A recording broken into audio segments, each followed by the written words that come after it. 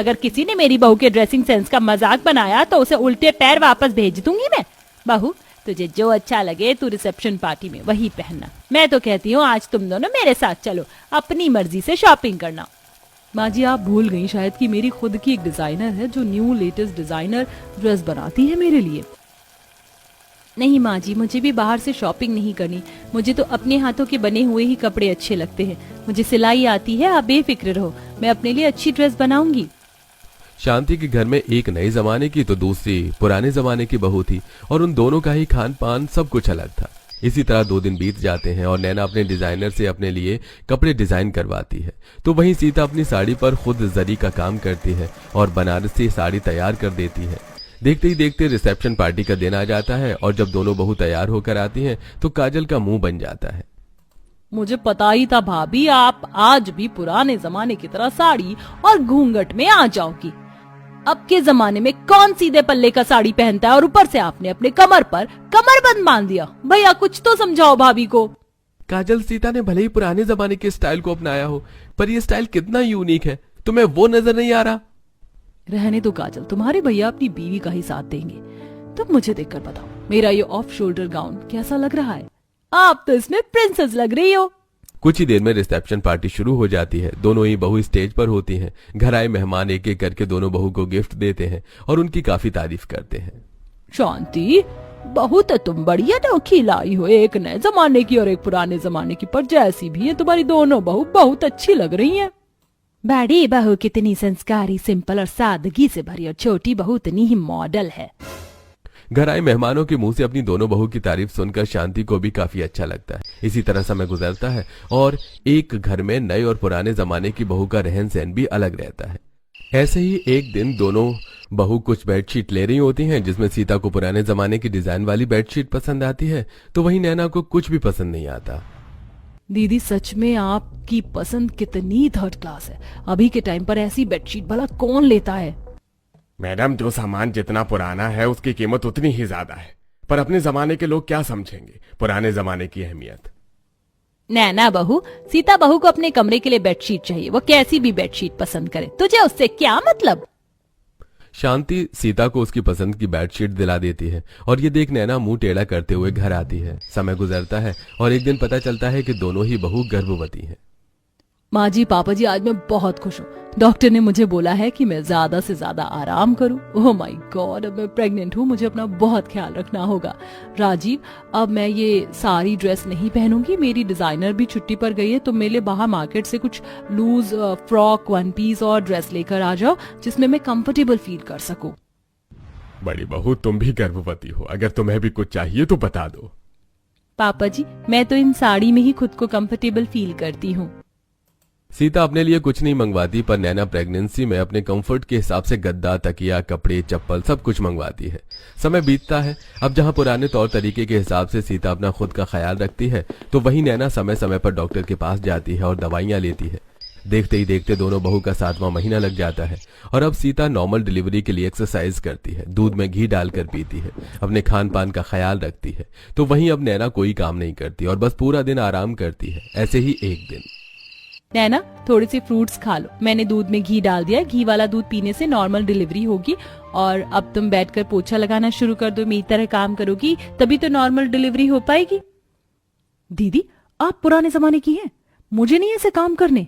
मैं अपना और अपने बच्चे की जान को खतरे में नहीं डाल सकती, समझिए आप।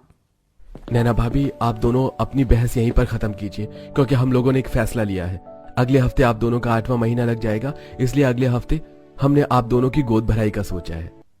गोद भराई, ये तो बहुत अच्छी बात है भाभी। हम गोद भराई में सब कुछ नए जमाने के हिसाब से करवाएंगे, डेकोरेशन, गाना, संगीत, पार्टी, सब कुछ।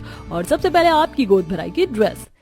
पर गोद भराई में पार्टी कौन करता है? मैं तो अपनी गोद भराई में सिंपल सी साड़ी पहनूंगी। मुझे तो शांति चाहिए, जैसे पहले के जमाने में होती थी। हाँ बहू, तेरी गोद भराई हम तेरे हिसाब से करेंगे। छोटी बहू को जैसी चाहिए अपनी गोद भराई की, वैसी करने दे। गोद भराई के नाम से सीता और नैना दोनों ही काफी खुश होती हैं। अब जहां सीता अपने लिए सिंपल और हल्की सी साड़ी लाकर उसमें खुद फॉल लगाती है, उसका ब्लाउज बनाती है, तो वहीं नैना गाजल के साथ बड़े बड़े डिजाइनर के पास जाती है और अपनी गोद भराई ड्रेस का ऑर्डर देती है। मुझे अपनी गोद भराई में 3 तरह की ड्रेसेस चाहिए। पहले हैवी गाउन जो मेरे पति के ड्रेस से मैच करेगी।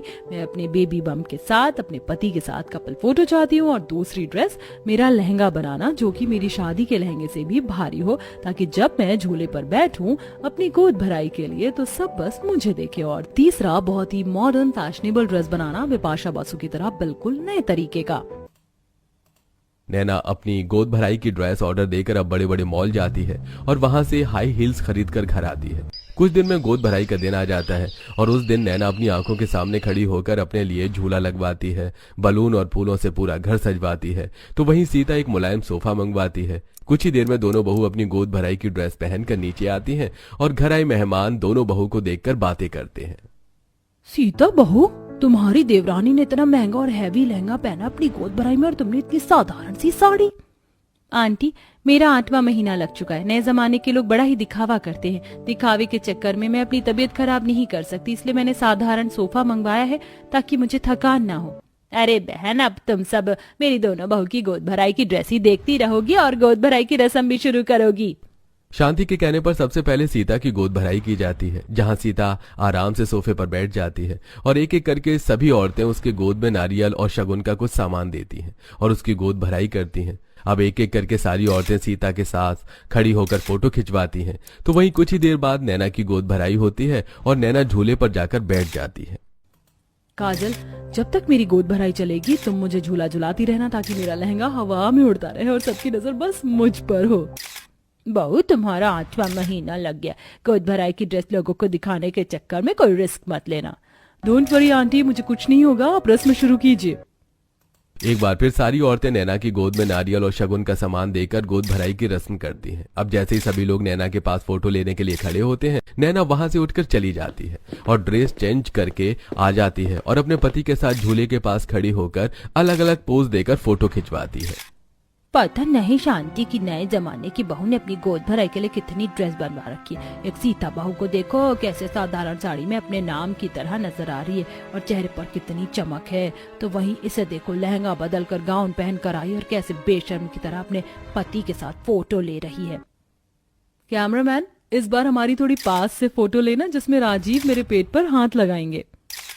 नैना अपनी गोद भराई की दूसरी ड्रेस पहनकर अपने पति के साथ काफी सारी फोटोज लेती है और वो थक जाती है, पर वो हार नहीं मानती और फिर से ड्रेस चेंज करके आती है। और इस बार उसकी ड्रेस इतनी मॉडर्न थी कि उसके शरीर का कुछ पार्ट नजर आ रहा होता है और ये देख सभी लोगों की नजरें शर्म से झुक जाती हैं। शांति, आज बहू की गोद भराई है। सीता बहू को देखो, वो साड़ी में कितनी अच्छी लग रही है। और एक नैना बहू को देखो, कैसी ड्रेस पहन कर आई है। पापा, आप चिल्ला क्यों रहे हैं? अगर भाभी ने सुन लिया तो उन्हें बुरा लगेगा। और आजकल गोद भराई में लड़कियां ऐसी ही ड्रेस पहनती हैं और बहुत सारी फोटोज लेती हैं। आपको कुछ नहीं पता नए जमाने के बारे में। घर आई सभी मेहमान अब आपस में बातें करने लगते हैं। ये देख सीता नैना के पास जाती है और उसका फोटोशूट रुकवाकर उससे कहती है, नैना, तुम्हारी ये ड्रेस बिल्कुल अच्छी नहीं लग रही।